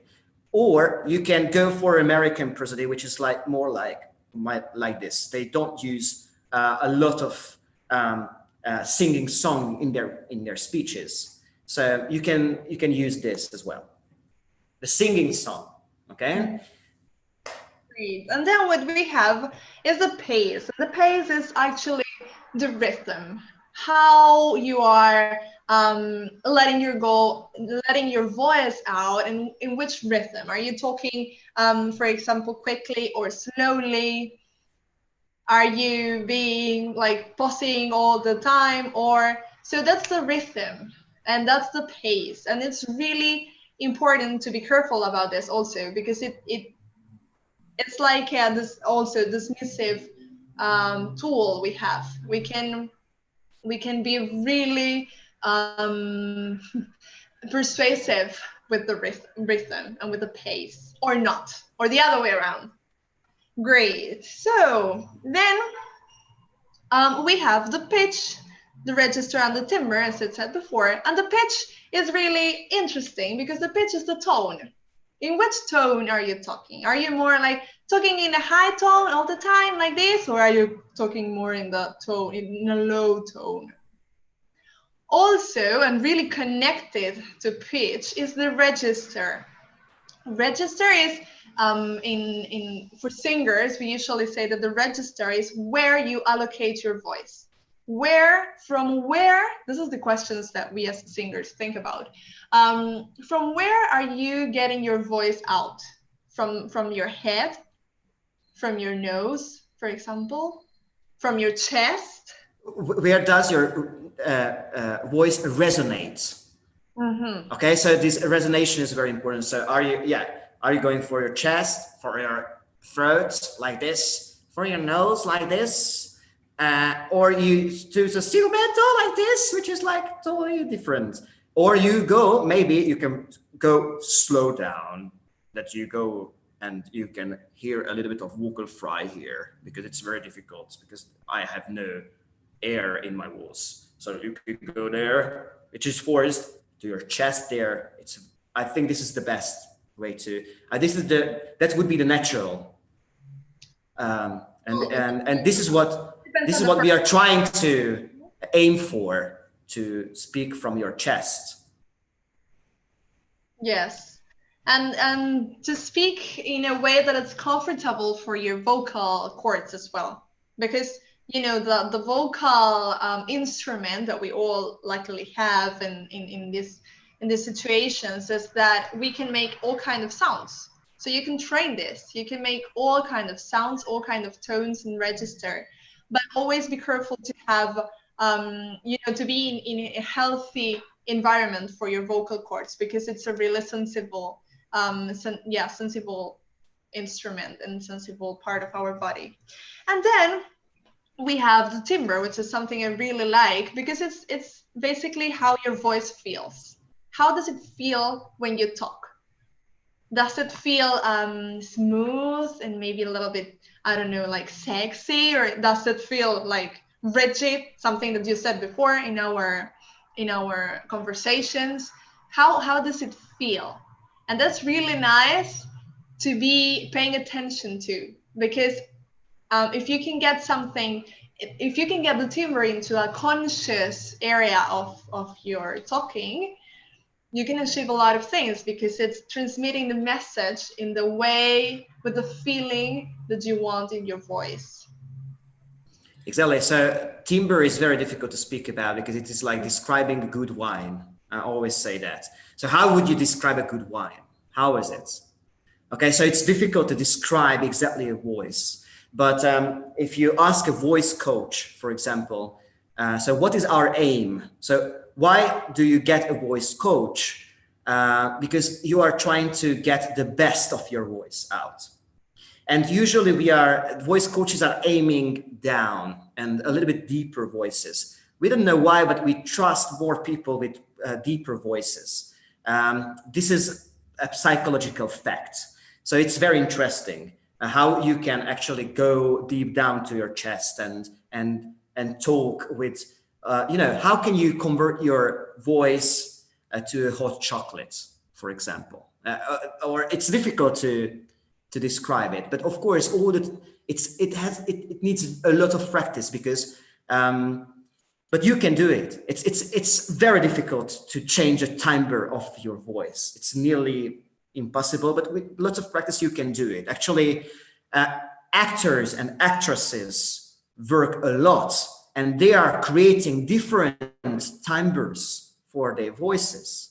So they can change timbres, which is like incredible. That's why we actually say that, oh my God, you're an actress. I admire you, because you can manage what I can't, which is your unconscious body language and voice, because voice and body language are also unconscious, and it needs a lot of practice to make them conscious. That's why we admire actors, because they can do something which is not natural, that you are overwriting your natural voice and your natural body language. You're creating something just amazing, and you change it in an amazing way if you're a good actor or actress. So this is something I wanted to add, because I think it's very interesting. Exactly. So let's see now some words that we can use to describe this. I think this will help you in not only in our next exercise, in our next activity, but also when saying, okay, what do I mean when I say that this person is talking really loud? Okay, I'm talking about the volume. Well, what am I saying when I say, oh my gosh, this tone, you know, it's hitting right to my head. I cannot stand it. Okay, it's high pitch. We're talking about the pitch, about the tone. Or then if we're saying, okay, this girl or this boy really got my attention, because, oh my gosh, look at how he's connecting all the sentences with the prosody. He's not monotonous at all. He's being really dynamic with that. Okay, that's the prosody. So the idea of these lists is that you can get some more, information about how to describe it and how to put into words what you are feeling. So here you can read them, you can take whatever notes that you want, because we will be doing a short exercise just to round up this topic. And again, we will listen to a TED Talk. Now we also listen to the other session. And I would like you guys to analyze it through these elements. Okay? So I would like you to pay attention to the volume, the register, the pace, the pitch, the prosody, and the timbre. And write in the chat, okay, register, he's talking like with this kind of register, volume, with this kind of volume, with these adjectives. Yes. So let's watch this. We will do it shortly.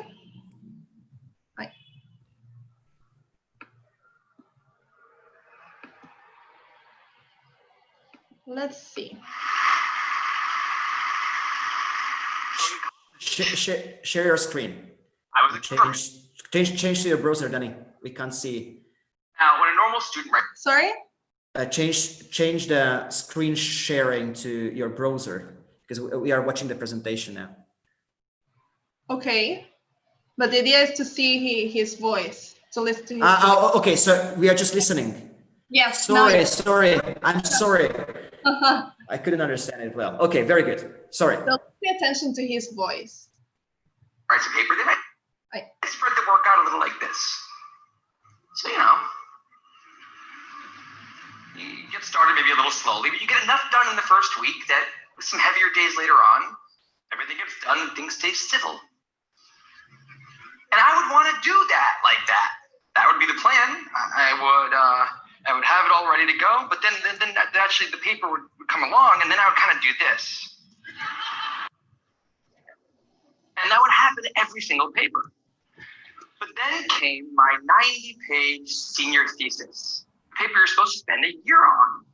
I knew for a paper like that, my normal workflow was not an option. It was way too big a project. So I planned things out, and I decided I kind of had to go something like this. This is how the year would go. So I'd start off light, and I'd bump it up in the middle months. And then at the end, I would kick it up into high gear. It's just like a little staircase. How hard can it be? Just walk up the stairs. No big deal, right? And then funniest thing happened. Those first few months, they came and went, and I couldn't quite do stuff. So awesome new revised plan. And then those middle months actually went by, and I didn't really write words. And so we were here. And then 2 months turned into 1 month, which turned into 2 weeks. And one day I woke up with 3 days until the deadline. Okay. I think that was good enough for you to get some ideas of what we're talking about. So, although you can't understand, he rushes, okay? So what were we talking about? He's rushing. That would be the pace. Good. Ariadna says, I find interesting that the vocal fry doesn't sound as annoying in a male voice. Maybe it's because of my own basis. I think it's, I don't know what you think about, Peter. I think it's quite interesting. But my personal opinion is that he knows how to use it. That doesn't sound so annoying, because he knows when to put it, and he's not using it the whole time like with the girl.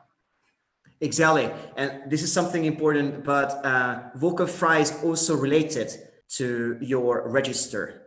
So if your voice is lower, you have more chance to use vocal fry usually.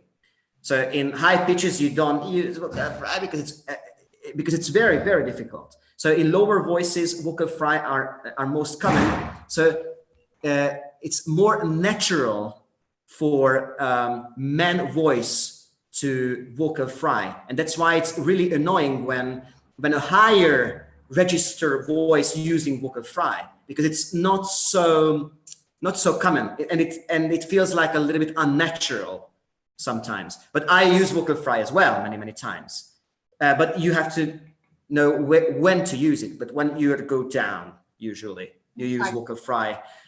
But it's important not to use all the time. But vocal fry is something natural, which is not natural is using it all the time and speak like this. This is not natural, you know. Definitely. Okay. And what do you guys think about the prosody in this video? How do you think that he was using his accent or his prosody? I can read you here in the chat. Was he monotonous? was he speaking all the time in the same way, or with the same pace and giving the same feeling?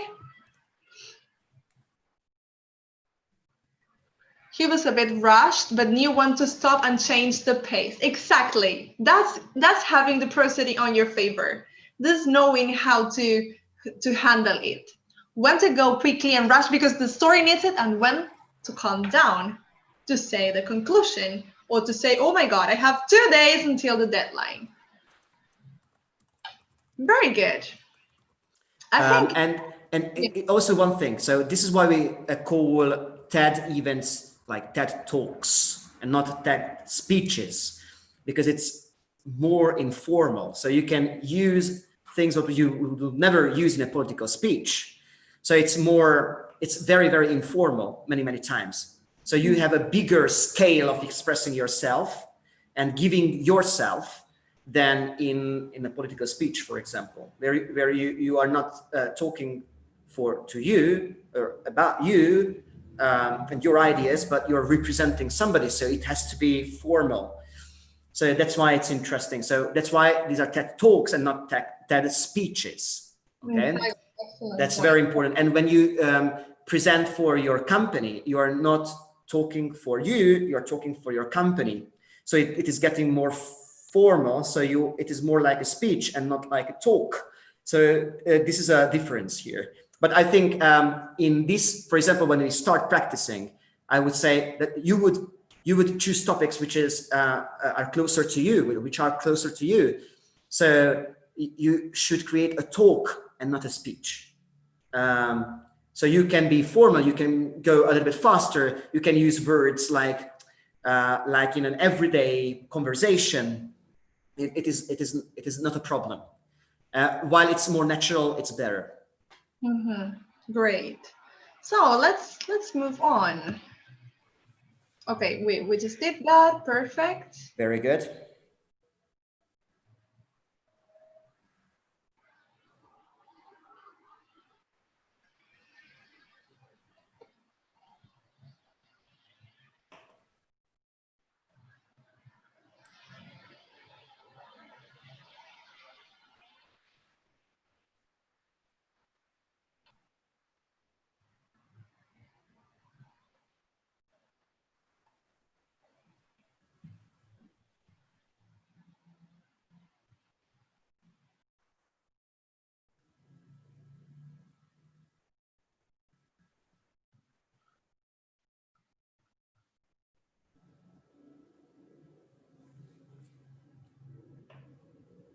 And do you like this sound of silence, guys?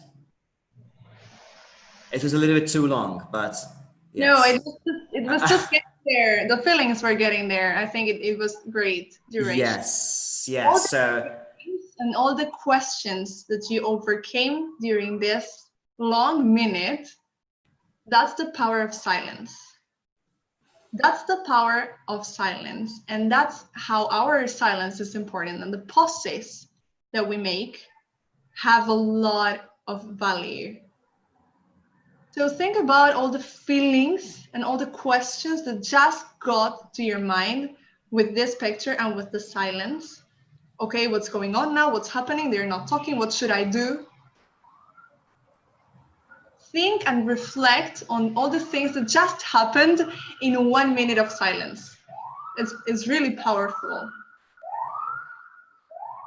So think about the impact that the good usage of pauses and silences can have, because that's also part of your taking a risk. To make a long silence and to know when to pause, it's to take a risk, because people start feeling uncomfortable about it. People don't know what to do. If this was like a live event, you would not know what to do with your body. You would not know what to do, where to look at. So silences are really, really powerful resources. Lujan says, I was so anxious. A lot of questions came through my mind. Exactly. Again, my internet connection is not working. That is the first. Yeah, and you tend to think, okay, what did I do wrong? What did I say that I was not meant to say? Or what's going to happen now? What I should do now? Silence is amazing, guys. I suggest you to practice this and to feel comfortable within silence, which is quite a hard thing to do. And especially if you communicate, when you're communicating your message. So when you communicate an important thing, let people to think about it. Okay. So I think it's something very, very important. So if you get to the pitch of your speech, and when you tell that phrase that you wanted to, your message, what you wanted to send to your public, leave a little bit of silence, that people can think about it, can process the information. Or of course you can use silence for example, in a political speech, it's obligatory. So you tell a phrase like and everybody woo, and then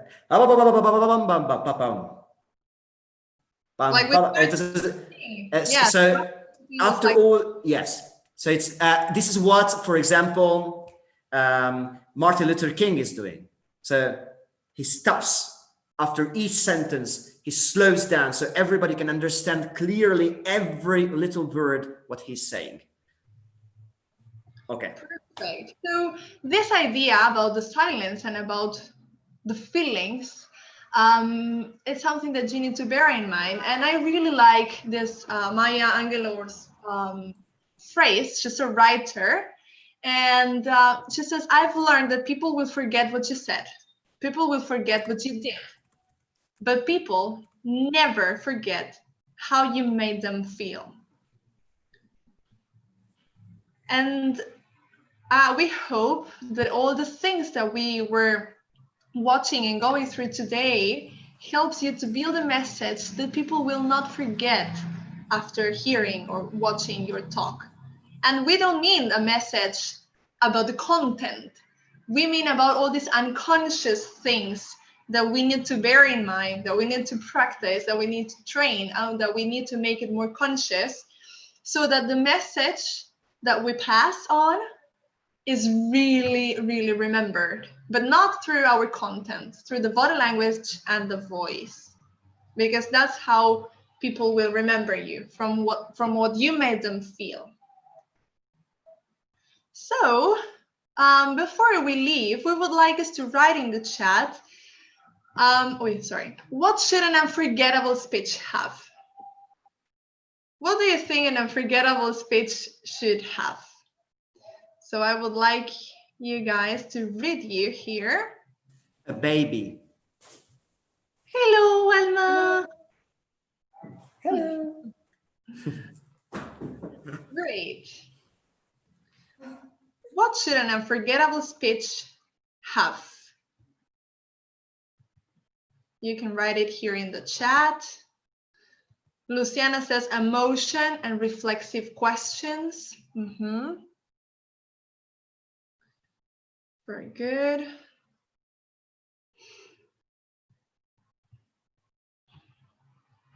Good pauses, gestures and postures. Great. a clear message and a clear idea, like the arrow. Perfect. What else, guys? Making the spectators reflect about the themes and maybe themselves too. I like that. It's part of connecting, to make the other people think, to get such an impact that the other person is like, oh wow, this is changing the way I see the world. A good body language and a clear ideas. Very nice. Perfect.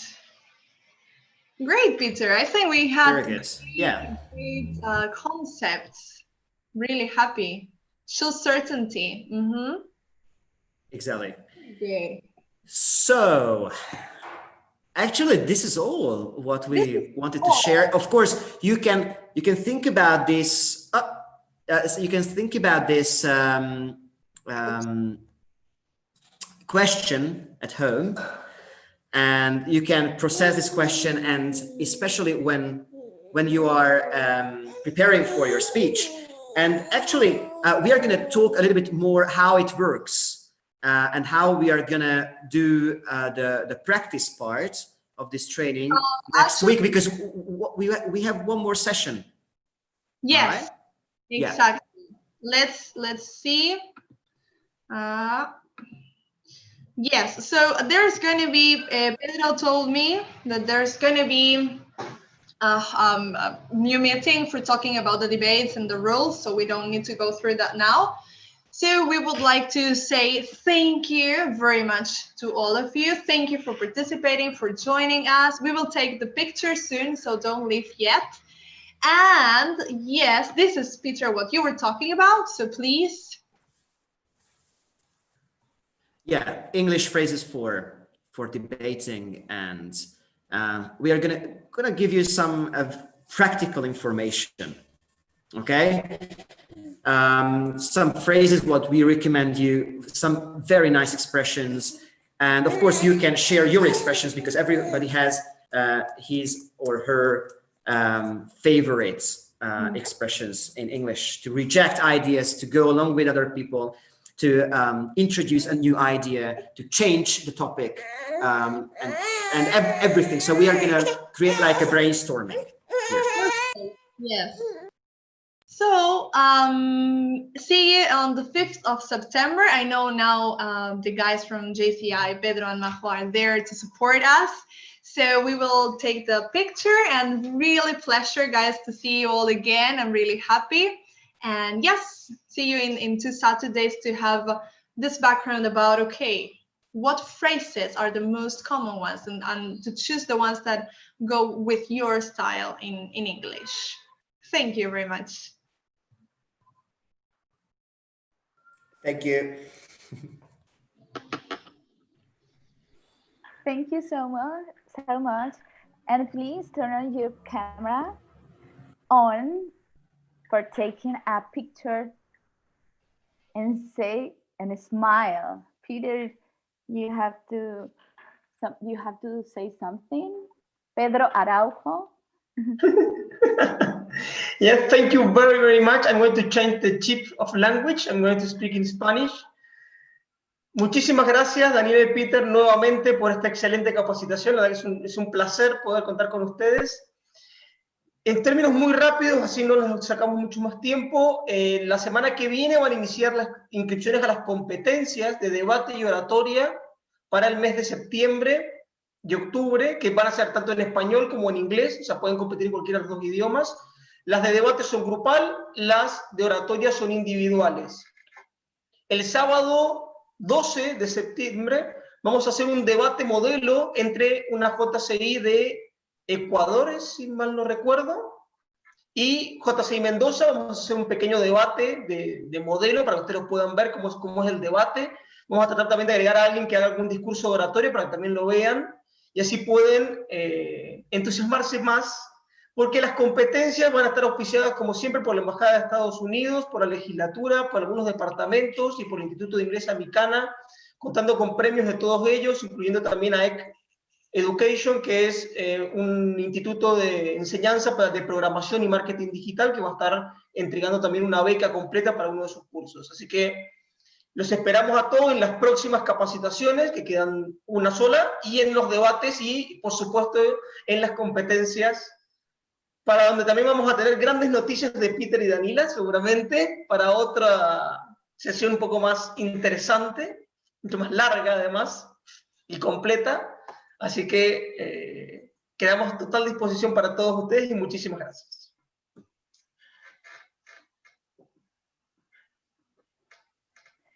La fotito, por favor, prendan sus cámaras y sonrían para decir y tomarnos esta foto de la actividad del día de hoy. Muchísimas gracias, Daniela y Peter, por estar nuevamente con nosotros. Fake smiles.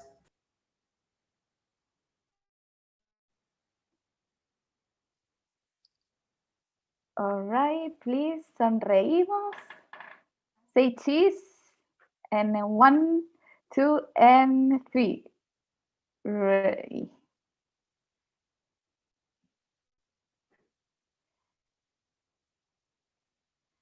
Thank you so much, everyone. Have a wonderful weekend, and we will see you soon next September 5th. Exactly. Bye-bye. Thank you very much for joining. If you have any questions, you can send us messages on Instagram.